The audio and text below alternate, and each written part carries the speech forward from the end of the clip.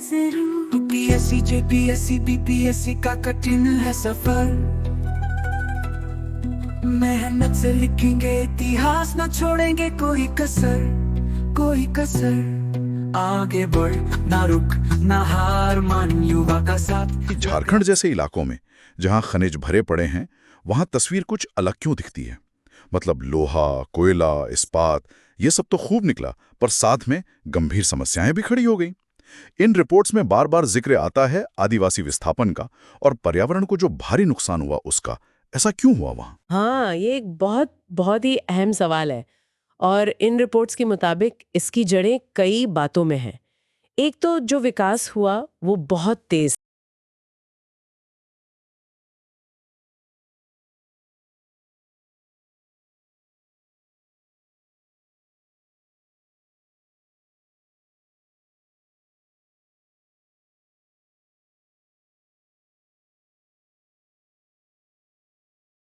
तो चलिए शुरू करते हैं। देखिए, ये दस्तावेज बताते हैं कि भारत में औद्योगिकरण की जड़ें तो पुरानी हैं, लेकिन आज़ादी के बाद जो पंचवर्षीय योजनाएं आईं, उन्होंने इसे एक रफ्तार दी। पर सवाल यह है कि झारखंड जैसे इलाकों में जहां खनिज भरे पड़े हैं, वहां तस्वीर कुछ अलग क्यों दिखती है? मतलब लोहा, कोयला, इस्पात, ये सब तो खूब निकला, पर साथ में गंभीर समस्याएं भी खड़ी हो गई। इन रिपोर्ट्स में बार बार जिक्र आता है आदिवासी विस्थापन का और पर्यावरण को जो भारी नुकसान हुआ उसका। ऐसा क्यों हुआ वहां? हाँ, ये एक बहुत बहुत ही अहम सवाल है और इन रिपोर्ट्स के मुताबिक इसकी जड़ें कई बातों में हैं। एक तो जो विकास हुआ वो बहुत तेज था और काफी हद तक आप कह सकती हैं बेतरतीब था। नतीजा हवा, पानी, मिट्टी सब पर जबरदस्त दबाव पड़ा। मतलब प्रदूषण बहुत तेजी से बढ़ा। अच्छा, बेतरतीब विकास और प्रदूषण। हाँ, और दूसरा बड़ा कारण था संसाधनों का अत्यधिक दोहन। मतलब खनिज, पानी, ऊर्जा, इन सब का इस्तेमाल जरूरत से कहीं ज्यादा हुआ, तो भविष्य के लिए एक कमी का संकट खड़ा हो गया। और बात सिर्फ पर्यावरण तक ही नहीं रुकी, इंडस्ट्री में जो लोग काम कर रहे थे उनके मुद्दे भी थे, जैसे सही मजदूरी ना मिलना, काम करने की जगह पर सुरक्षा की कमी, काम के घंटे बहुत ज्यादा होना, ये सब।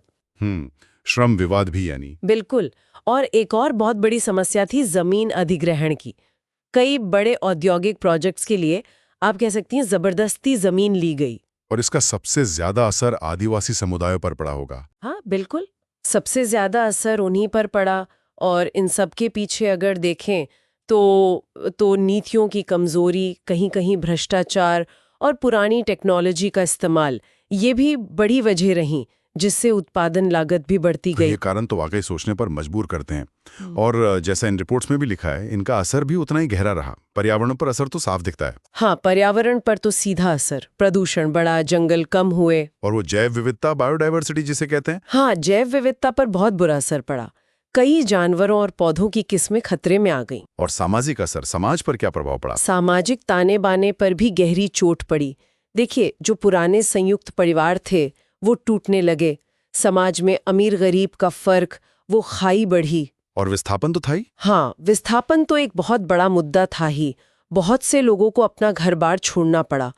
आर्थिक तौर पर देखें तो मजदूरों का शोषण काफी आम हो गया था और जो छोटे मोटे घरेलू उद्योग थे वो पिछड़ते चले गए। और सेहत, स्वास्थ्य पर क्या असर?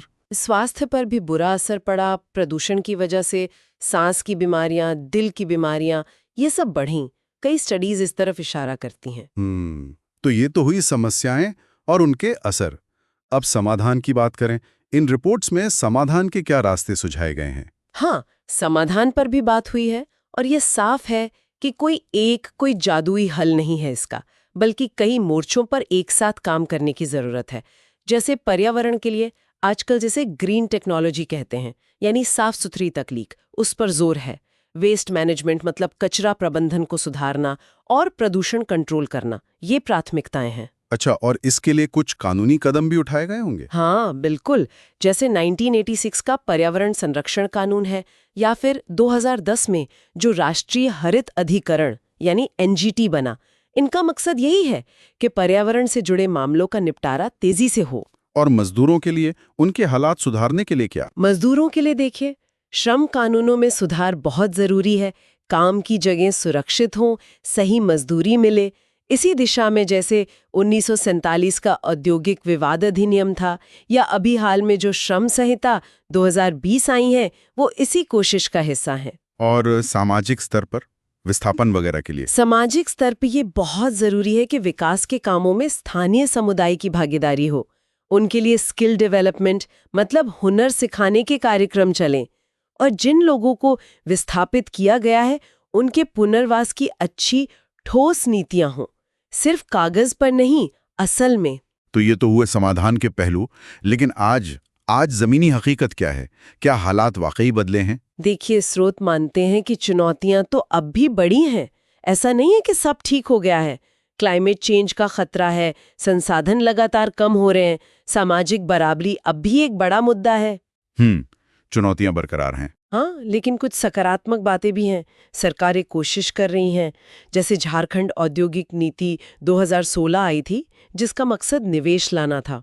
हालांकि ये भी सच है कि इन रिपोर्ट्स में इससे जुड़े आदिवासी विरोध और पर्यावरण संबंधी चिंताओं का भी जिक्र है। और वो सस्टेनेबल डेवलपमेंट, टिकाऊ विकास की बात है। हाँ, उस पर भी ध्यान दिया जा रहा है। नवीकरणीय ऊर्जा जैसे सोलर और विंड एनर्जी, इस पर जोर बढ़ रहा है। और भ्रष्टाचार और ढीले प्रशासन से निपटने के लिए जो संस्थाएं बनी थी, जैसे 1964 में CVC यानी केंद्रीय सतर्कता आयोग, और राष्ट्रीय श्रम आयोग भी। हाँ, राष्ट्रीय श्रम आयोग भी बने 1966 में और फिर 2002 में। ये संस्थाएं भी अपना काम कर रही हैं। हालांकि उनकी प्रभावशीलता कितनी है, इस पर भी स्रोतों में अलग अलग राय दिखती है। तो कुल मिलाकर निष्कर्ष यही निकलता है कि इंडस्ट्री की तरक्की और लोगों की भलाई, इन दोनों के बीच एक संतुलन साधना सबसे जरूरी है। और इन दस्तावेजों के अनुसार ये संतुलन टिकाऊ विकास के रास्ते पर चलकर, बेहतर नीतियां बनाकर और सबसे जरूरी समुदाय की भागीदारी से ही हासिल हो सकता है। किसमें सरकार, उद्योग और समाज सबको मिलकर काम करना होगा। सिर्फ नियम बना देना काफी नहीं है, उन्हें सही मायने में लागू करना असली चुनौती है। बिल्कुल। इस पूरी बातचीत से एक सवाल मेरे मन में जरूर आ रहा है। देखिए, नीतियां हैं, सरकारी कोशिशें हैं, वो सब अपनी जगह, पर हम मतलब एक आम नागरिक के तौर पर हम कैसे ये पक्का कर सकते हैं कि इंडस्ट्री का जो विकास हो रहा है वो पर्यावरण और समाज के लिए वाकई फायदेमंद हो, टिकाऊ हो, न कि नुकसानदेह? क्या इसमें हमारी भी कोई भूमिका हो सकती है? इस पर शायद सोचना जरूरी है। युवा धुम कुड़िया कहा